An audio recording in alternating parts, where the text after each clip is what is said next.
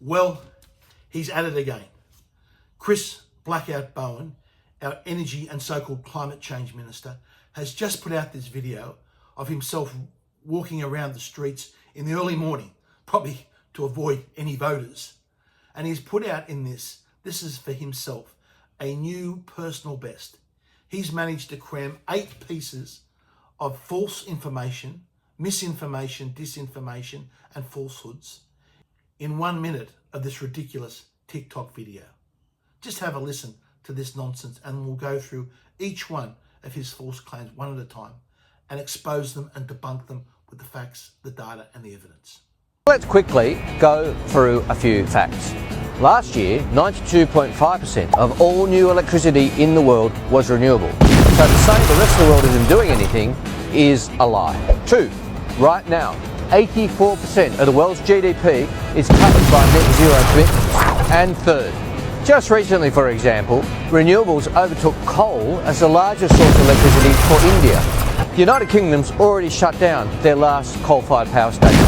And most experts agree that emissions in China have already peaked and are falling. Now, Mr. Bowen's first false claim, there's no quote here, renewables overtook coal as the largest source of electricity in India.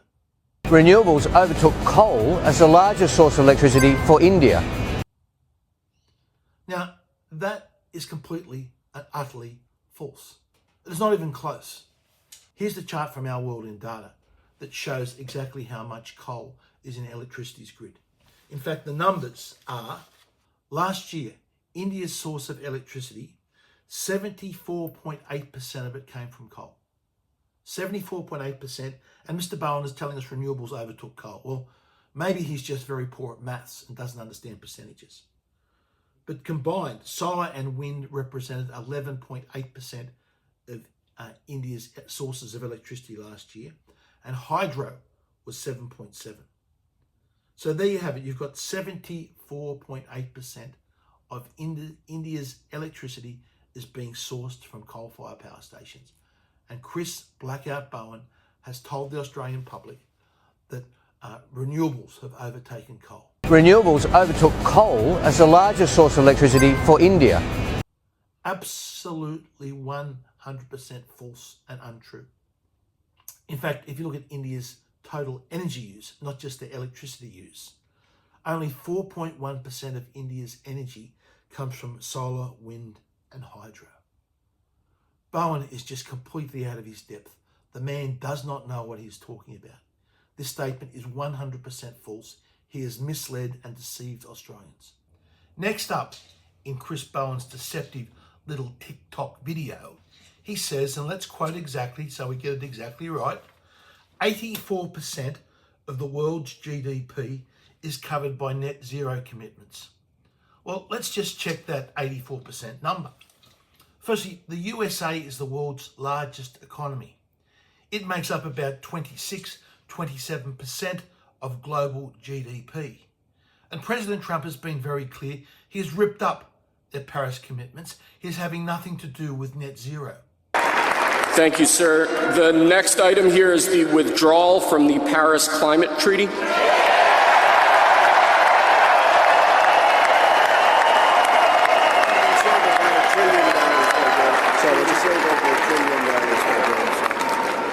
Yes, sir.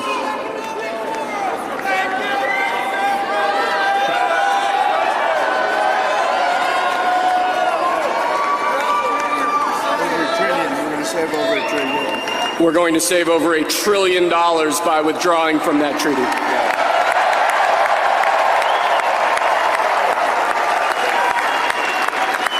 And the next item, sir, is a letter that will be transmitted to the United Nations explaining that we are withdrawing from the Paris Climate Treaty.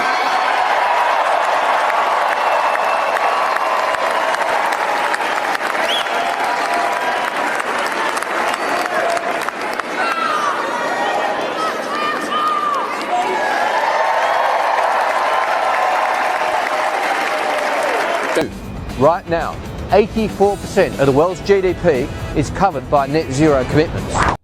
His drill, baby drill, is the official policy of the USA. So that in one hit, if we avoid any other nation, so that blows Mr. Bowen's 84% out of the water. Just taking the USA alone out of net zero commitments takes it down to 74%.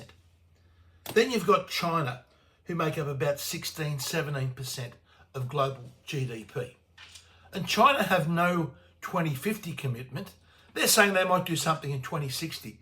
That's like the kid at school that tells you to put your head in the fire first and he will follow. The communist Chinese are laughing at us with this net zero by 2050. They have under development and construction 421 gigawatts of new coal-fired power stations. That is 20 times Australia's existing fleet. That's just what they're building on top of what they've already got. And yet Chris Bowen is making out they have some commitment to net zero. So if you take China and the US alone, that's, what have we got there? That's about 43% of the global economy in those two nations. So Mr. Bowen's 84% is looking very dodgy. Then if you throw in India, who was promising to increase their coal capacity by another 500 million tonnes over the next 5 years, you take Vladimir Putin's Russia, what they're doing for net zero and global warming in all those Siberian areas. I'm sure they're doing quite a lot. And Indonesia. In 5 nations alone, you've got their 50% of the global economy, 50% of global GDP, having nothing to do with this net zero nonsense. And here we have Chris Bowen misleading Australians again, claiming 84% of the world's GDP is covered by net zero. Another absolute untruth from this man. The third piece of misinformation coming out of the mouth of Chris Blackout Bowen is he said, quote, last year, 92.5% of all new electricity was renewable.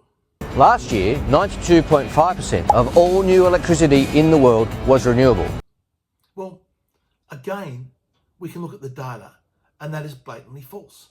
The data for last year, 2024, comes from the International Energy Agency's report. And these are the most authoritative and long-standing people that report electricity and energy use around the world. And what do they show about the increase in electricity?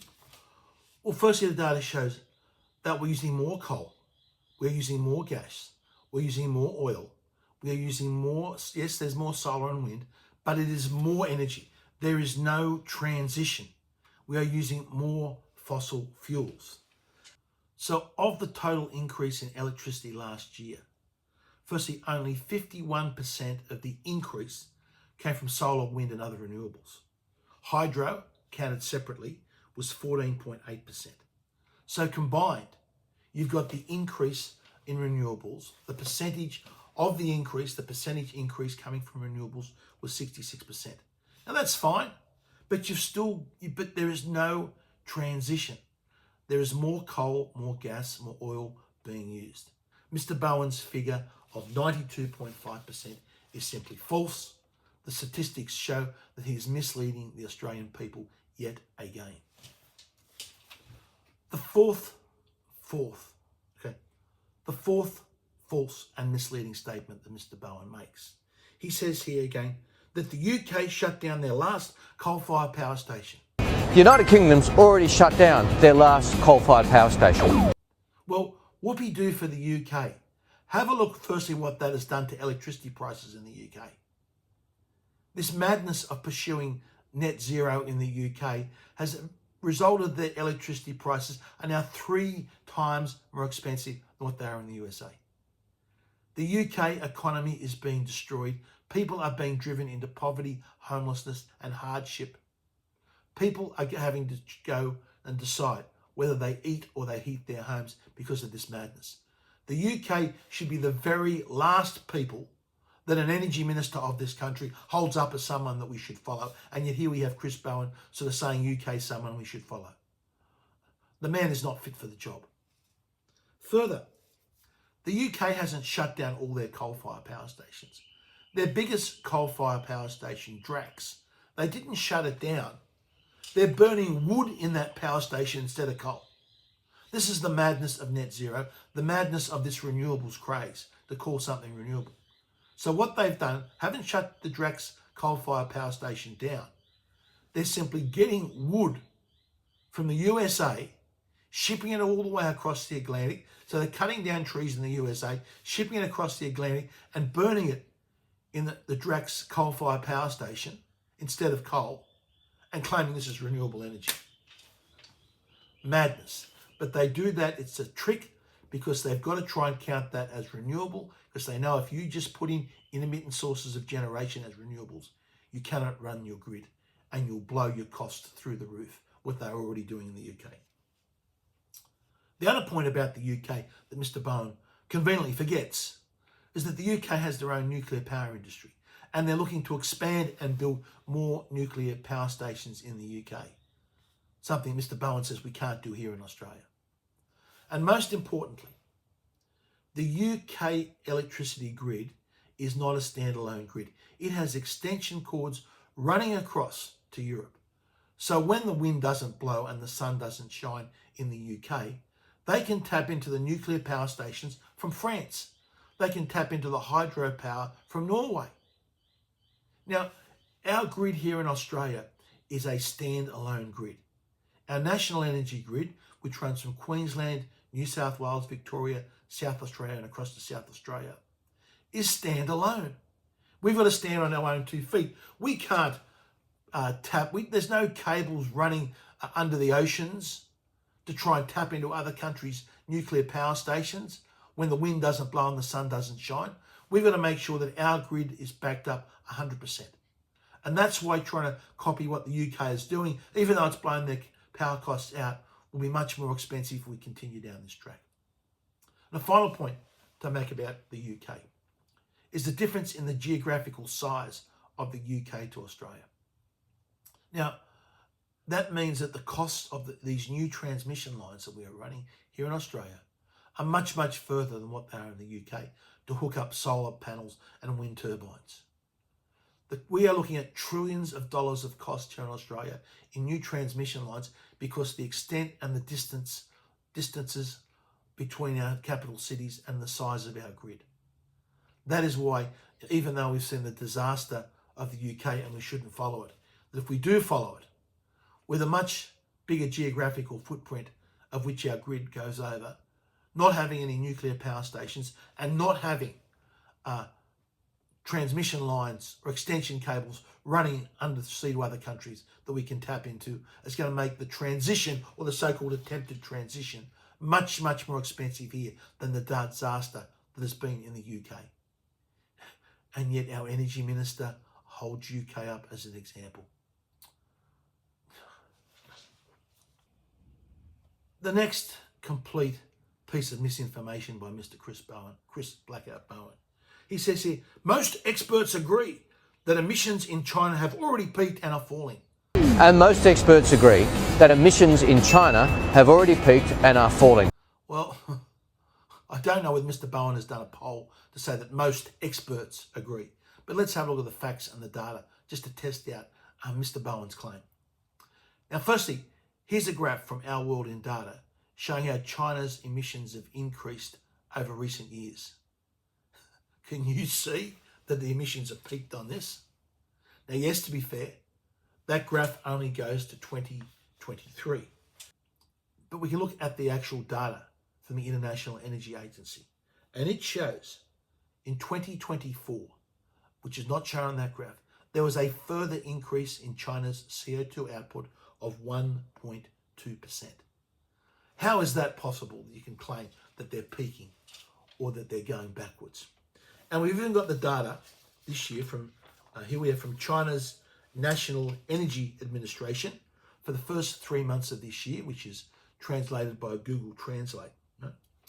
And it shows that the first 3 months of this year, China's electricity generated by thermal coal increased 3.9%. But an important point is, even though the electricity they got from their coal-fired power stations increased, they said the average amount of coal needed for each unit of electricity fell 2.6%. So what's happened there in China? They've had these new, efficient, low emissions coal-fired power stations coming onto the grid, replacing some of their older coal-fired power stations. And that has enabled them to get more electricity out from the same amount of coal. That is what we should have been doing here in Australia.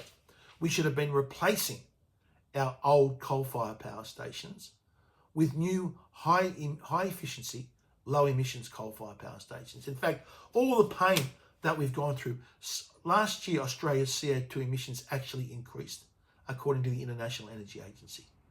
So we're having all this pain. We're not reducing our CO2 output, and we could have done so if we had simply replaced our old aging coal-fired power stations with new high efficiency, low emissions coal-fired power stations. Then Mr. Bowen tries to argue that Australians rejected nuclear power at the last election. The Liberals and Nationals told Australia that nuclear was the way to deal with climate change. Their plan having been so comprehensively rejected by the Australian people. Well, the coalition floated this idea about nuclear power, and then they never prosecuted the argument. The Australian people have not been subject to a full and proper debate. So you cannot say the argument has been rejected by the Australian people when there has never been a proper debate going forward. We need a proper debate in this country about energy and the direction of this nation. And the only debate we are getting is these misleading statements that you put out on these ridiculous little TikTok videos. Then we've got Mr. Bowen claiming that so-called members of the LNP are saying other nations are not doing enough. So when you hear an LNP politician saying that the rest of the world isn't doing enough. Well, no, Mr. Bowen, that is not what they are saying. What they're saying, it is pointless when Australia contributes 1% to global CO2 output, that we should be destroying our economy, making ourselves more impoverished and poorer, transferring our industries offshore to China, when the rest of the world is just sitting back laughing at us. They are not calling on other nations to do more. They are saying it is pointless for Australia to be going down this track that you are taking us. Then Chris Blackout Bowen misleads by labelling those that disagree with him as climate deniers.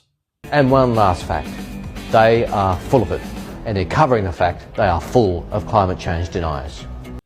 No one denies the climate. The climate deniers are people like Mr. Bowen that actually deny that the climate has changed throughout history. They are the people that are denying the climate or denying climate change. The argument that we have is that the warming has been beneficial for the world, that more CO2 output is good, not bad. And that even if the warming is bad, what percentage of that warming is the result of increased CO2 emissions? Because throughout world history, there isn't even a correlation between changes in temperature and changes in CO2 emissions, other than that the CO2 follows changes in temperature. So the climate change deniers that Mr. Bowen talks about are people like himself that think that they can somehow change the global weather or reduce bad weather by reducing Australia's emissions. Anyone here in Australia that talks about policy that will change the climate, they are the people denying the science and denying the facts. Finally, Mr. Bowen goes on about hot air. There is no one that puts out more hot air and disinformation than himself. And why does this count? Here we have a bloke that either does not know what he's doing, that is completely out of his depth, that is repeating these falsehoods, either through complete ignorance or a deliberate intent to deceive the Australian people. Whatever it is, his position should be untenable to continue as Energy Minister. We need someone in that position that at least knows the facts and at least knows what we are doing. Because the direction that we are heading in with Mr. Bowen as Energy Minister is destroying this country. It is impoverishing our people. It is making us poorer as a nation. And it is doing absolutely nothing for the climate.